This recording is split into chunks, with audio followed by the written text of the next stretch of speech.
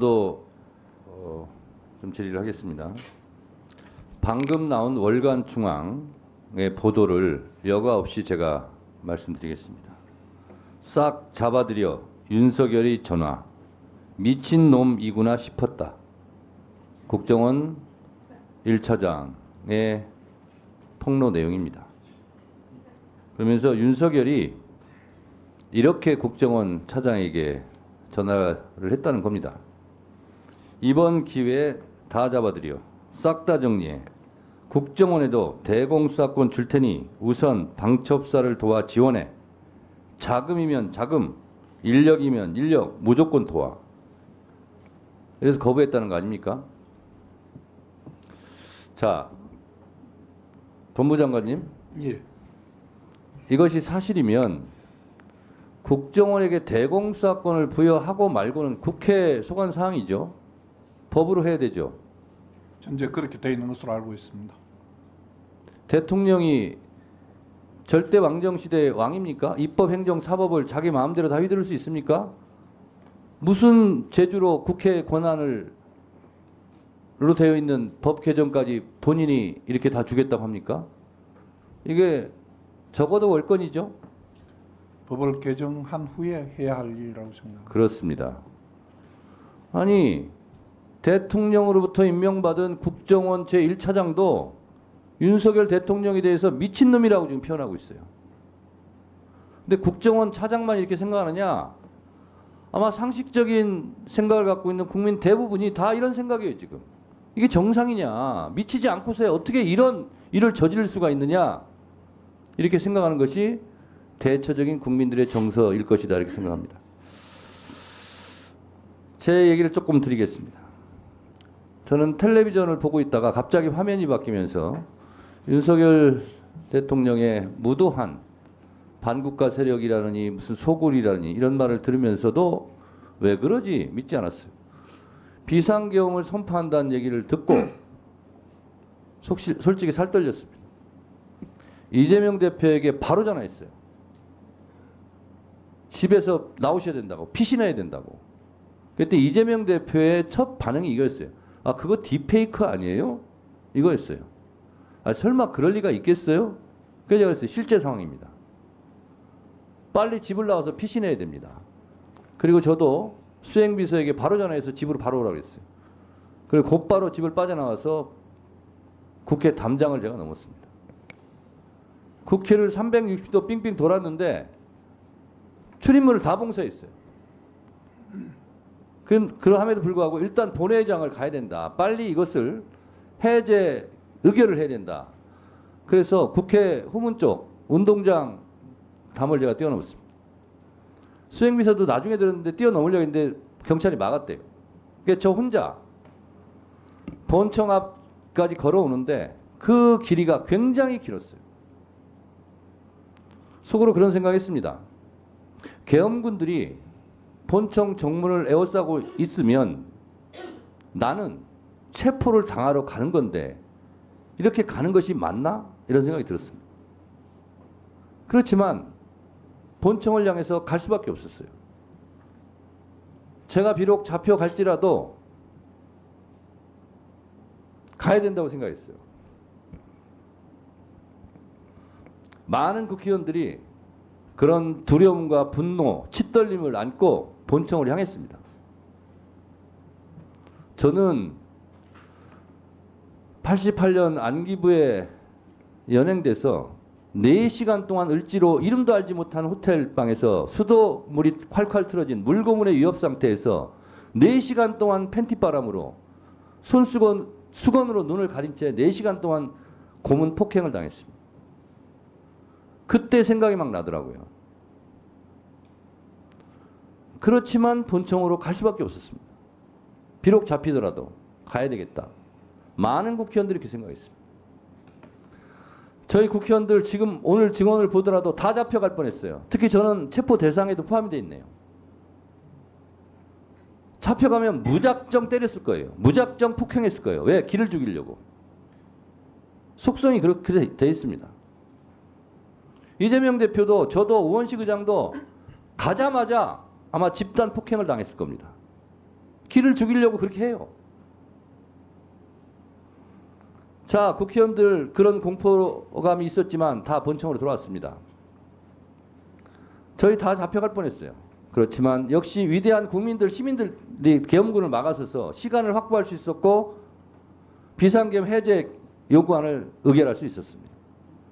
생각해보면 조선시대 임진왜란 때도 선조 왕은 도망갔지만 민중들, 조선의 백성들이 나라를 지켰고 일제강점기 때 먹물든 학식 있는 고위 관료들 다 친일파되고 나라를 팔아먹을 때 나라를 지켰던 것은 일반 백성들, 독립운동하던 분들이었고 4.19 때도 마찬가지였어요.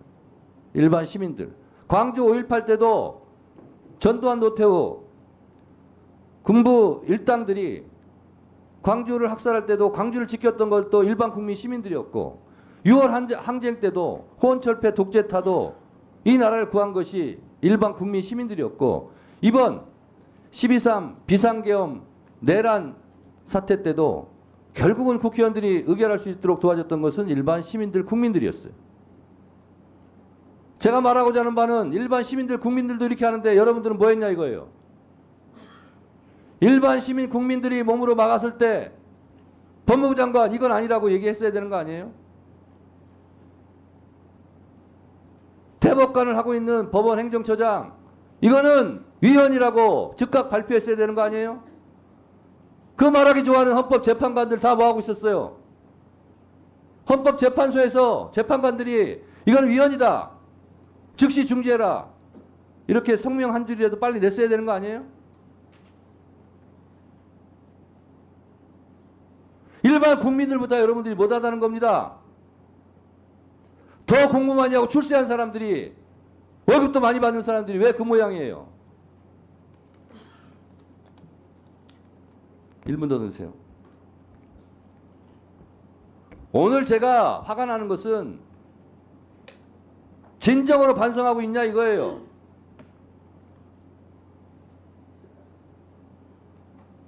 지금 특전사령관, 수방사령관 대세가 기울으니까 지금은 반성하고 있는 것처럼 뭘 폭로하고 있고 하지만 명령을 거부했냐 이거예요.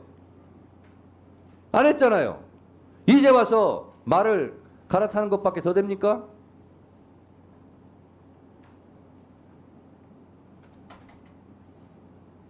국방부 차관도 이제 와서 대세가 기우니까 이런 조치들 하는 거 아니에요. 검찰 이러니까 무슨 특수본 꾸린다 뭐한다 하는 척 하는 거 아니에요. 윤석열이 지금 펄펄 살아있고 힘 있으면 여러분들 이렇게 할 거예요? 안 할 거잖아요. 정말 솔직합시다. 역사와 국민들을 두려워할 줄 아는 그런 고위 관료들이 좀 되시기 바랍니다. 알겠습니다.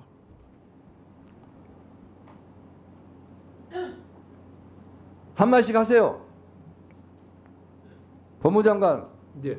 한 말씀 하세요. 위원장님 말씀 잘 듣고 저희들이 뭐 제가 공직을 얼마나 더 앞으로 할지 모르겠습니다만 염두에 두고 잘 하도록 하겠습니다. 법원 행정처장도 한 말씀 하세요.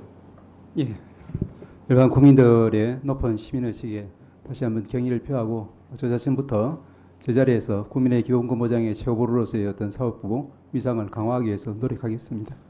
진짜 국민들에게 감사하시기 바랍니다. 국민들 아니었으면 큰일 날 뻔했어요. 헌법재판소도 한 말씀 하세요.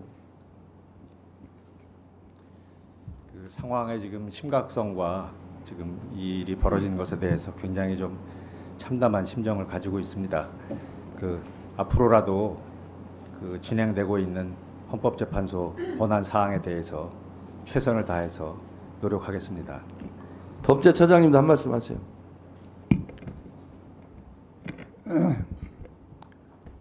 예, 그 계엄의 요건과 관련해서는 이미 국회가 다른 의견을 가지고 계엄 해제 요구를 했고 그 해제 요구에 따라서 해제가 돼서 일단은 그 부분은 정리가 되었습니다. 그 이후에 이것과 관련해서 어떤 책임을 질 것인가에 대해서는 우리 헌법이 여러 가지 절차를 마련하고 있고 그에 따라서 절차가 진행되고 있는 것을 알고 있습니다. 그 절차를 조용히 기다리면서 행정기관장으로서 공무원들이 소속 공무원들이 동의하지 않게 잘 다독이겠습니다. 예. 역시 반성과 잘 사과는 들었습니다. 없으시군요. 오동훈 공수처장도 오늘 한마디도 안 하시는데 한 말씀 하세요. 헌정 질서 중단을 회복시켜 준 국회의원님들과 국민들께 경의를 표합니다. 그 나머지에 대해서는 수사기관의 그 수장으로서 수사로 또 말해주고 싶습니다. 네, 조은석 감사원장 대행도 한 말씀 하세요. 예, 저희도 뭐 충격 속의 TV 중계를 지켜봤는데요. 그 시민들과 의원님들의 그 용기가 오늘날 저희가 이 자리에서 이런 말씀을 드릴 수 있는 기회가 된 게 아닌가 싶습니다. 감사합니다. 네, 우리 김선호 국방부 차관님.